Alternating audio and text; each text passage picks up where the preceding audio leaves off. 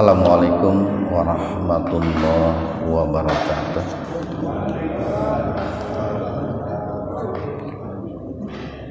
Innal hamdalillah nahmaduhu wa nasta'inuhu wa nastaghfiruh wa na'udzu billahi min syururi anfusina wa sayyiati a'malina. May yahdihillahu fala mudhillalah wa may yudlilhu fala hadiyalah.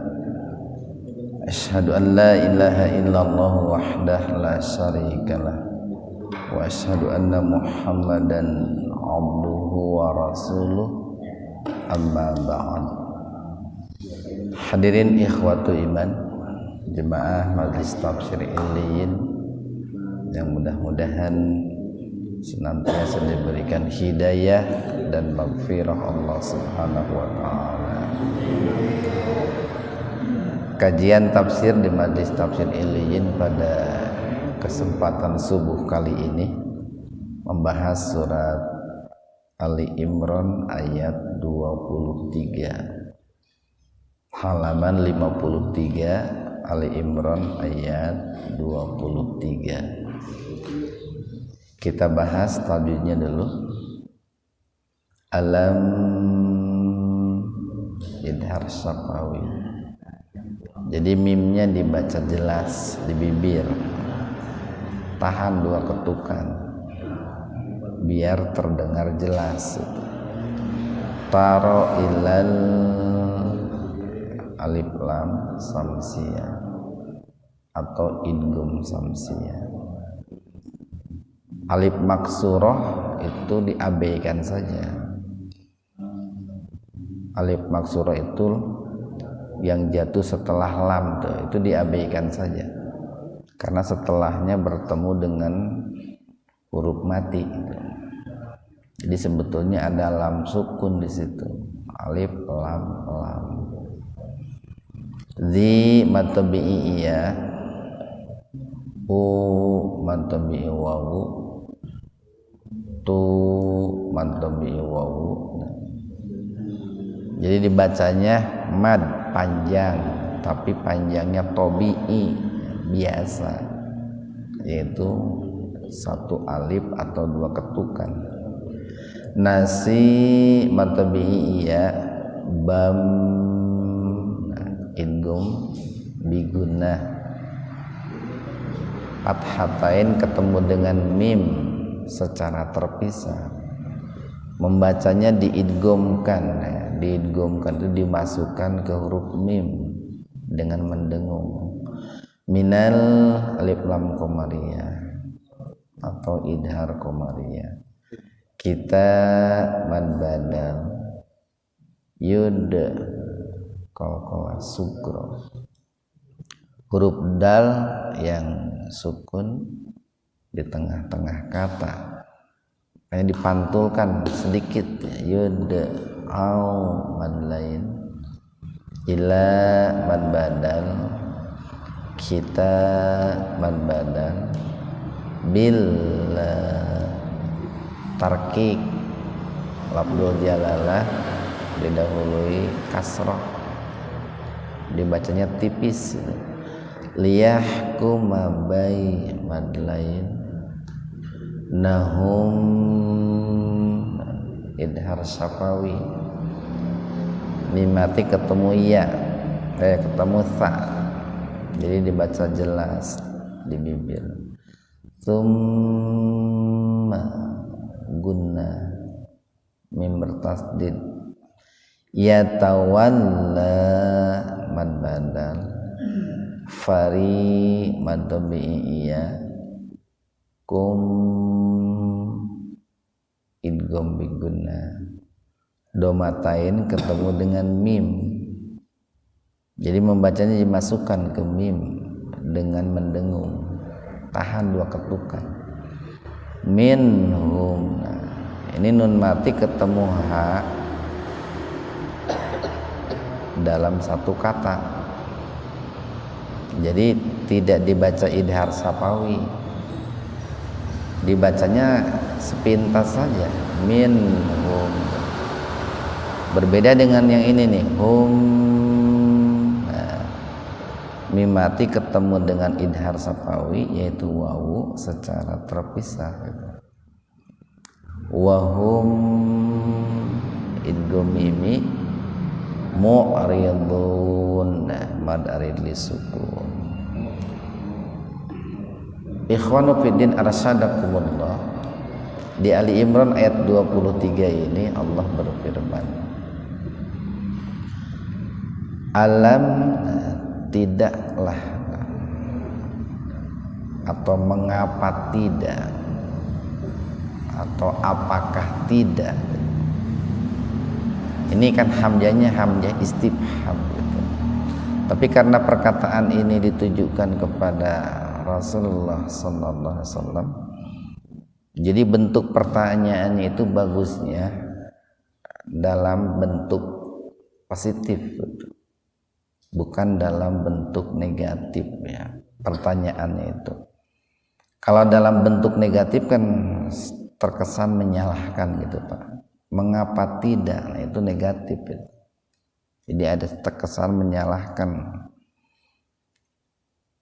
Tetapi kalau dalam bentuk positif, dan ini bagusnya dalam bentuk positif karena yang menjadi khitabnya, yang diajak bicaranya itu Rasulullah, maka pertanyaannya itu alam apakah tidak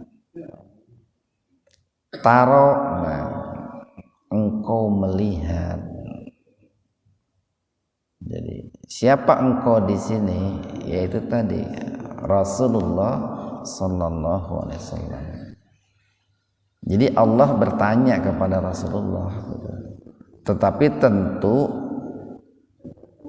pertanyaan di sini ya, dalam arti ini pertanyaan yang sifatnya perlu untuk direnungkan gitu ya, untuk diresapi, yang dalam bahasa kita sering disebut pertanyaan retorik gitu ya. Siapa yang mesti dilihat itu? Jadi di balik kalimat alam taro itu sebetulnya ini kan bentuknya bentuk pertanyaan, tetapi di balik pertanyaan itu ada sebuah perintah gitu. Perintah untuk memperhatikan gitu. Perintah untuk melihat. Nah, siapa yang harus diperhatikan atau dilihat itu? Ila kepada alladzina orang-orang yang diberikan kepada mereka. Ata itu kan bisa datang, bisa memberi. Yang diberikan kepada mereka nasiban, sebahagian.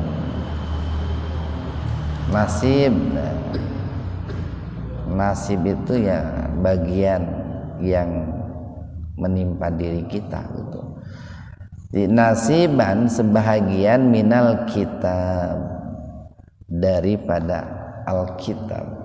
Maksud Alkitab di sini adalah kitab sebelum Al-Qur'an, yaitu Taurat dan Injil. Jadi orang-orang yang dimaksud di sini adalah orang-orang al-Yahud dan Nasara. Diperhatikanlah olehmu wahai Muhammad, bagaimana sikap, bagaimana respon, bagaimana perilaku orang-orang yang diberikan sedikit ilmu ataupun pengetahuan dari kitab yang Allah turunkan kepada mereka, baik Taurat ataupun Injil. Yuda'auna, yaitu ketika mereka diseru atau ketika mereka diajak, ketika mereka didakwahi, ila kepada kitabillah, kepada kitab Allah.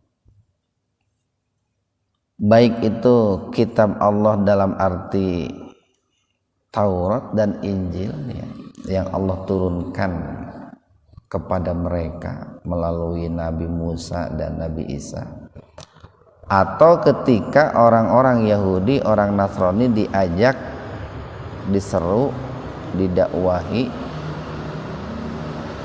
kepada Al-Quran yang dibawa oleh Rasulullah Sallallahu Alaihi Wasallam. Nah, untuk apa mereka diajak itu? Untuk apa mereka diseru kembali kepada kitab Allah itu? Liyahkuma, supaya yahkuma, dia berhukum. Nah, kalau sendiri, kalau banyak, mereka supaya berhukum bainahum, di antara mereka, baik itu di antaranya itu dalam arti internal, Pak, sesama orang Yahudi atau sesama orang Nasrani, atau dalam arti eksternal antara Yahudi dan Nasrani gitu kan. Yang namanya antara itu kan bisa begitu. Nah, summa kemudian yatawalla, berpaling, Pak. Farikun, segolongan, minhum. Nah, minnya itu harfu tab'id itu. Min, sebagian, hum, di antara mereka. Jadi tidak semua orang-orang Bani Israel ketika diseru kepada Taurat, kepada Injil ataupun kepada Al-Quran itu tidak semuanya berpaling, Pak. Sebagian. Ada juga yang ketika diseru oleh Rasulullah Sallallahu Alaihi Wasallam itu mereka mau beriman, mau berhukum dengan hukum Al-Quran ataupun dengan hukum Taurat dan Injil. Karena hakikatnya antara hukum Taurat dan Injil dengan Al-Quran itu boleh dikatakan hampir semuanya sama, Pak. Hanya beberapa hal saja yang beda itu. Nah, ini kan sebetulnya nih Allah mengabarkan kepada kita tentang beberapa sikap buruk ya, respon buruk, perilaku buruk orang-orang Bani Israel, baik Yahudi ataupun Nasrani, yaitu mereka itu berpaling ketika mereka diajak untuk berhukum dengan hukum kitab yang Allah turunkan. Nah, kalau bicara hukum itu luas itu, Pak. Ada hukum yang berkaitan dengan akidah gitu, Pak. Umpamanya yang berkaitan dengan akidah, kita diputuskan oleh Allah. Nah, hukum itu kan putusan, Pak. Kita diputuskan ya, atau Allah telah memutuskan dalam hal akidah nih bahwa Allah itu esa gitu. Bahwa yang wajib diibadahi itu hanya Allah, itu hukum itu. Hukum yang menegaskan akan keesaan Allah. Ada hukum itu berkaitan dengan ibadah. Umpamanya ibadah kita itu sholat, zakat, puasa, haji dan lain sebagainya, itu harus sesuai dengan sunnah Nabi. Itu hukum. Sholat subuh 2 rakaat itu putusan Allah itu. Sholat maghrib 3 rakaat, isya 4 rakaat itu putusan Allah. Itu hukum itu. Atau hukum puasa di bulan Ramadan 1 bulan itu putusan Allah, hukum. Dan ada juga hukum itu yang berkaitan dengan muamalah gitu, dengan hubungan sesama manusia. Nah, dalam 3 ranah tadi, baik akidah, ibadah ataupun muamalah, kita itu diseru, diajak untuk kembali kepada kitab Allah. Dulu orang Yahudi Nasrani tentu di zamannya itu kembali kepada Taurat dan Injil. Setelah Nabi Muhammad diutus, tentu mereka diseru untuk kembali kepada Al-Quran, termasuk kita hari ini. Jadi kemudian nih, sebagian di antara mereka itu ya tawalla, berpaling, wahum, dan mereka itu mu'ridun. Sama mu'ridun dengan tawallud itu sama. Nah, sebetulnya nih ini kita sering katakan dalam kaidah atau dalam konsepsi orang-orang tasawuf itu sering ada istilahnya itu tahsis itu ya. Tahsis itu satu ungkapan itu yang ditujukan kepada orang lain, tetapi dia merasa bahwa ungkapan itu ditujukan kepada dirinya gitu. Ini kan sebetulnya nih ungkapan ini ditujukan kepada Bani Israel, Yahudi dan Nasrani. Tetapi sebetulnya bagi kita nih sebagai orang muslim, kita harus merasa bahwa ungkapan ini ditujukan kepada kita gitu Pak.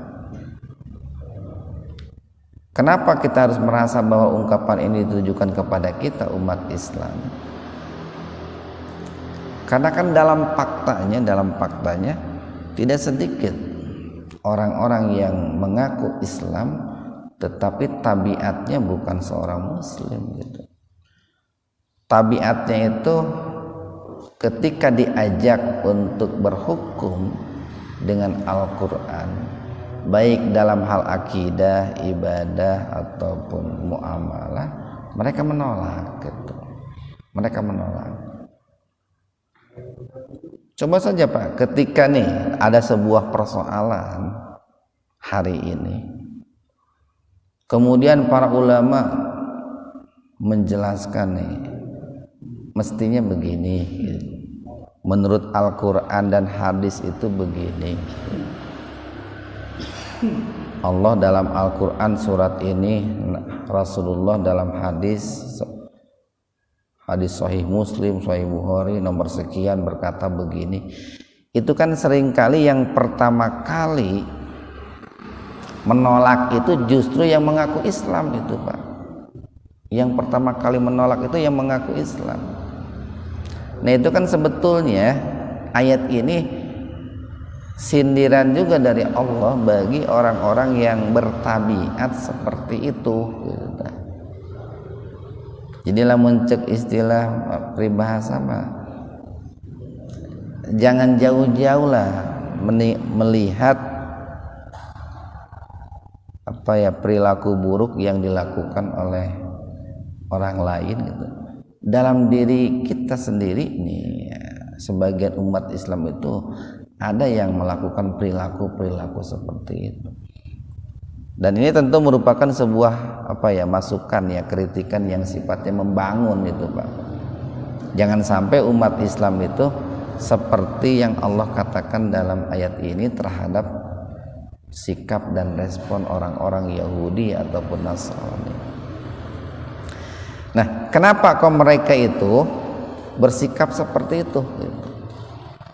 Ketika diseru kembali kepada kitab Allah, kenapa mereka itu berpaling? Nah, di sini Allah memberikan alasan nih. Dzalika itu ismul isyarah itu.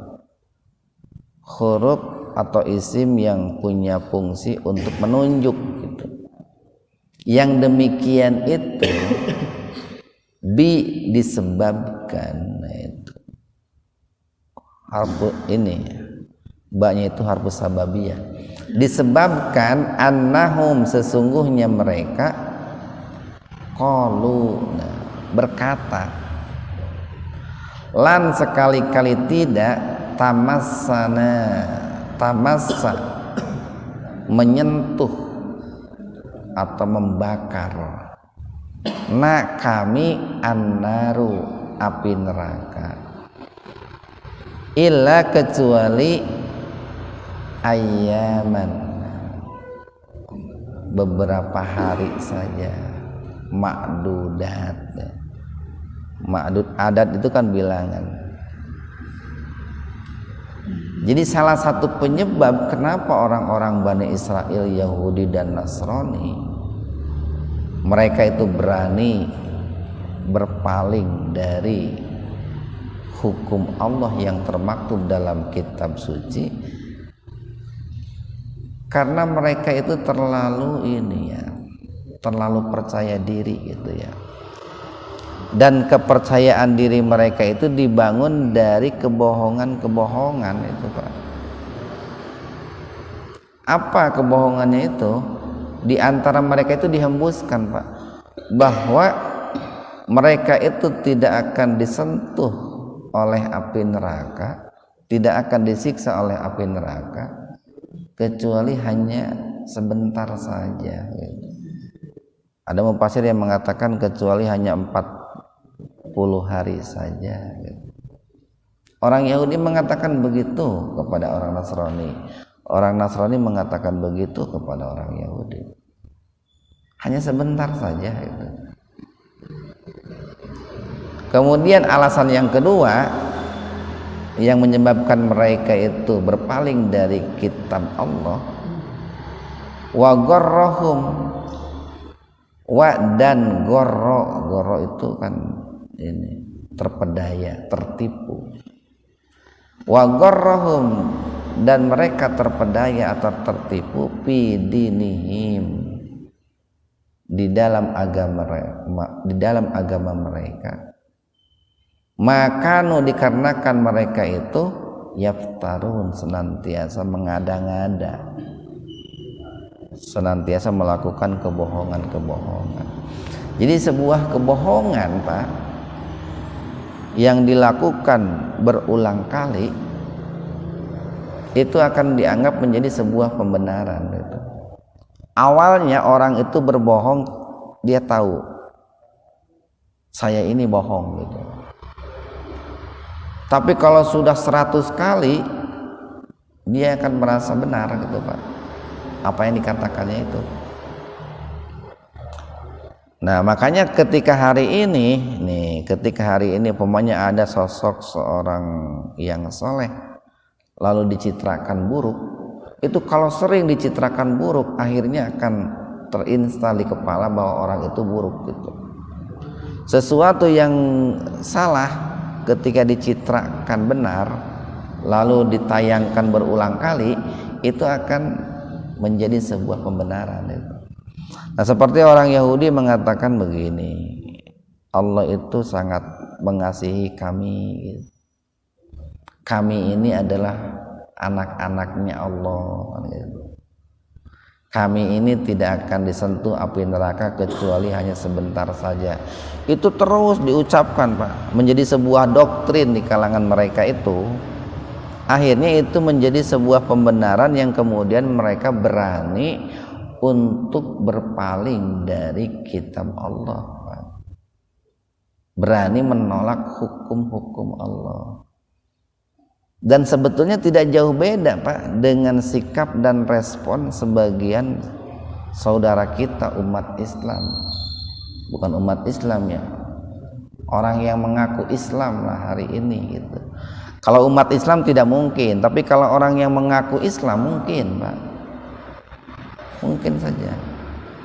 Nah, salah satunya begini nih, sering di kalangan mayoritas di kalangan umat Islam itu mengatakan kita umat Islam itu tidak akan masuk neraka gitu. Karena kita akan diberikan syafaat oleh Rasulullah sallallahu alaihi wasallam. Atau kita ini umat Islam kalaupun masuk neraka sebentar saja nanti akan ke surga. Iya, kalau umat Islam iya, betul. Kalau umat Nabi Muhammad betul. Tapi belum tentu orang yang mengaku-ngaku menjadi umat Islam gitu, Pak. Belum tentu orang yang mengaku-ngaku sebagai umat Nabi Muhammad gitu. Kan dalam hadisnya juga begini, ini hadisnya kan cukup populer, riwayat Imam Bukhari ya. Kalau tidak salah nomor 3767 itu. Populer hadis ini nih. Kullu ummati yadkhulunal jannah. setiap umatku. Nah, Nabi itu menyebutkan umatku, bukan orang-orang yang mengaku umat Nabi, bukan. Kullu ummati, setiap umatku akan masuk surga gitu. Kila, ada kila, ada qalu, itu hadisnya mutawatir itu Pak. Lalu dikatakan, atau kalau qalu, lalu ada sahabat yang bertanya, waman ya'ba ya Rasulullah, siapa orang yang enggan masuk surga itu ya Rasulullah gitu. Di setiap umatku akan masuk surga kecuali yang enggan. Para sahabat nanya, siapa yang enggan itu? Man ata'ani dakhalal jannah, barang siapa yang mentaatiku, dia itu umatku, masuk surga. Waman asoni dakhalan nar, barang siapa yang menyelisihi aku, bermaksiat kepadaku, dia itu enggan, akan masuk neraka nantinya. Nah, kan hari ini banyak orang yang mengaku umat Nabi Muhammad tetapi berselingkuh di belakang Nabi Muhammad itu ya. Kan begitu Pak. Kayak beginilah, kalau saya ilustrasikan begini.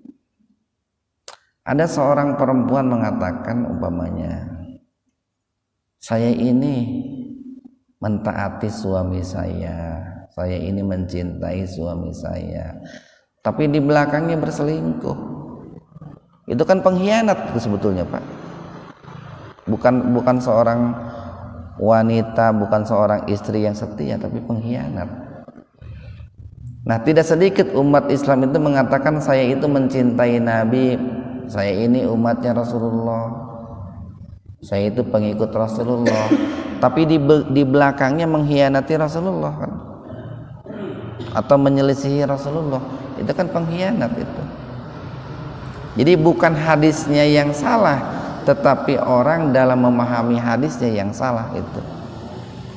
Yang akan masuk surga itu umatnya Nabi Muhammad, bukan orang yang mengaku-ngaku umatnya Nabi Muhammad, padahal dia berselingkuh di belakang Nabi Muhammad.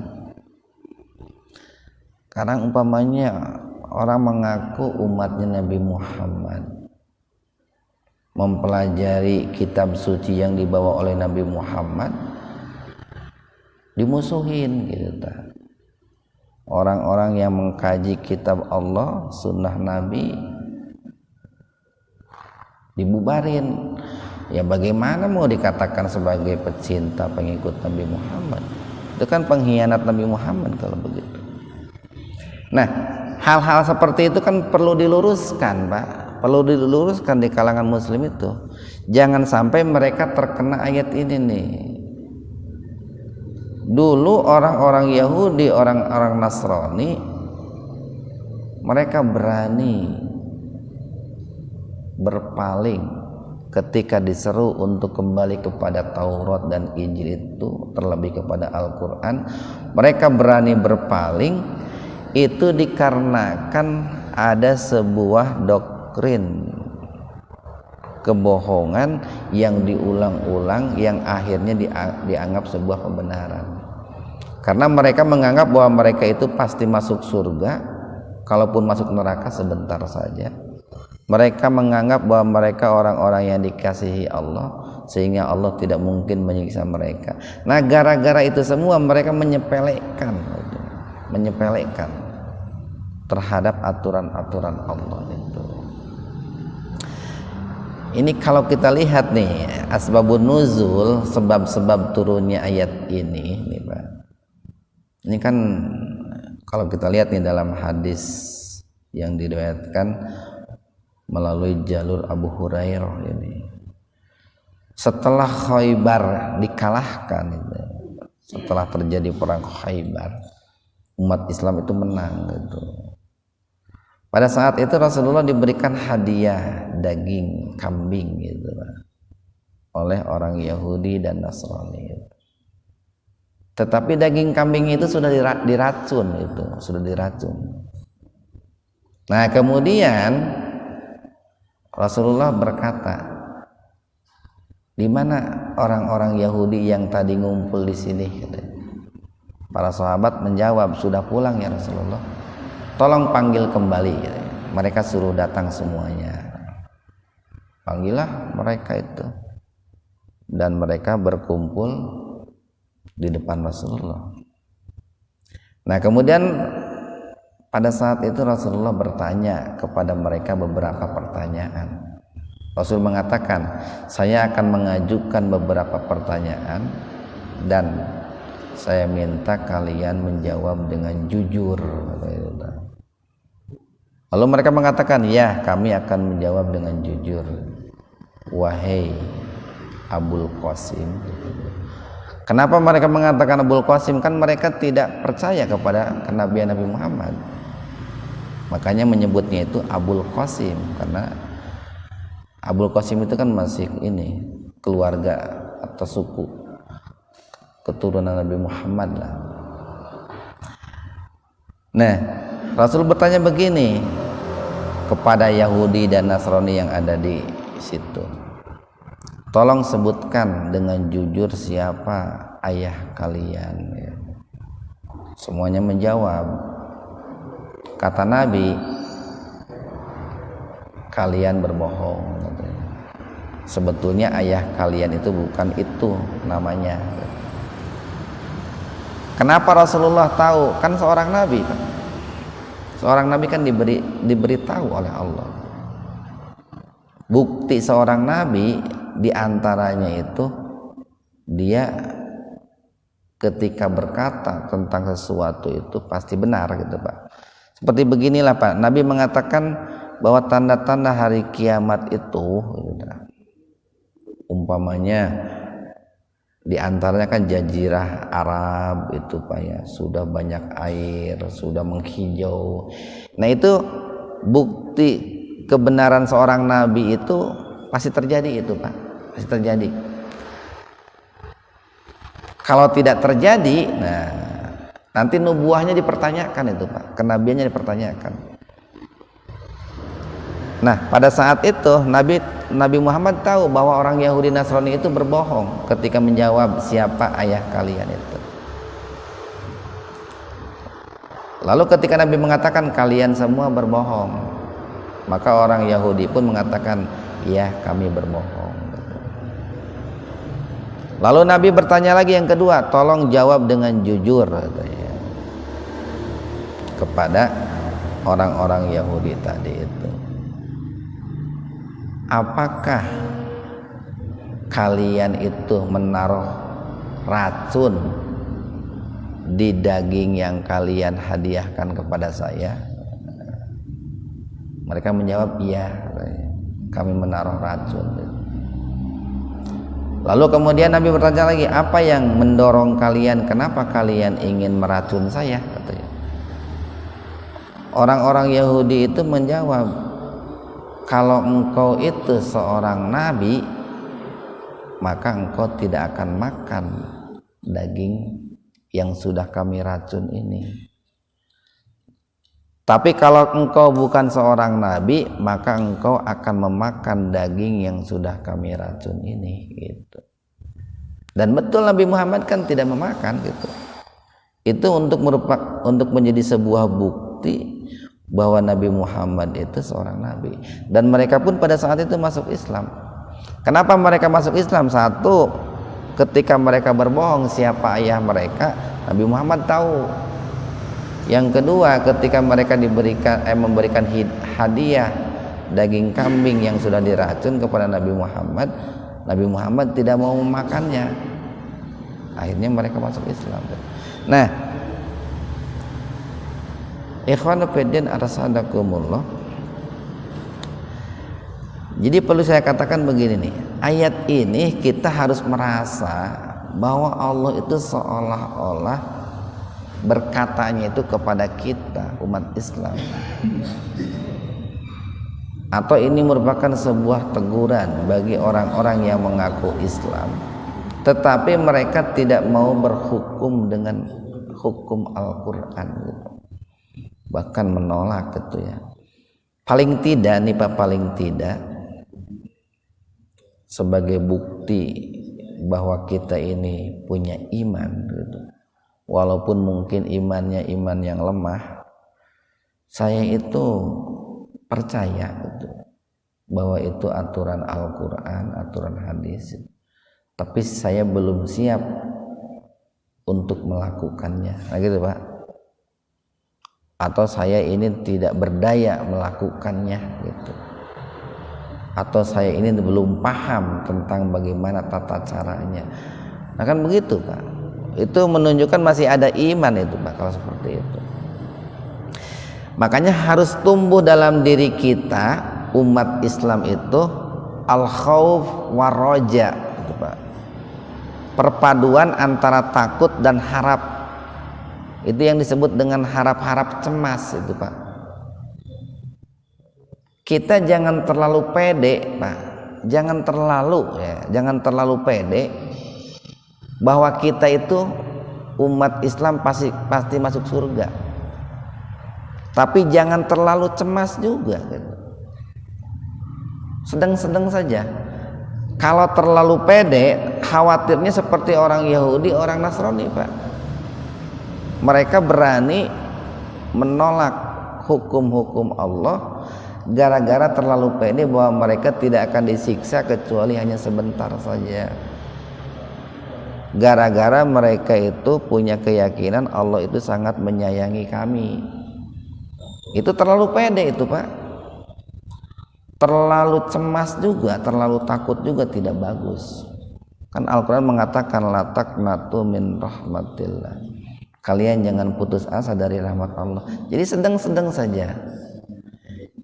Kita berharap kita itu masuk surga, tapi kita pun harus cemas kalau tidak masuk surga gitu. Nah, harap-harap cemas itu yang akan menyelamatkan kita. Kita berharap nih sholat kita diterima, tapi kita pun harus cemas, jangan-jangan tadi bacaannya salah, jangan-jangan tadi gerakannya salah, jangan-jangan tadi kehusuannya tidak bagus sehingga sholat saya tidak diterima. Harapan diterima besar, cemas ditolak pun besar. Kita berbuat nih, umpamanya ada orang berbuat dosa lah, jangan kita. Dia bertaubat, berharap taubatnya diterima, tapi cemas bagaimana kalau tidak diampuni.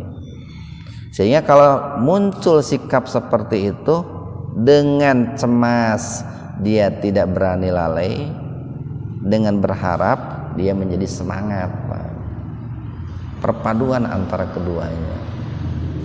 Satu ayat lagi, fakaifa nih, maka bagaimana idza apabila jama'nahum, jamaah mengumpulkan,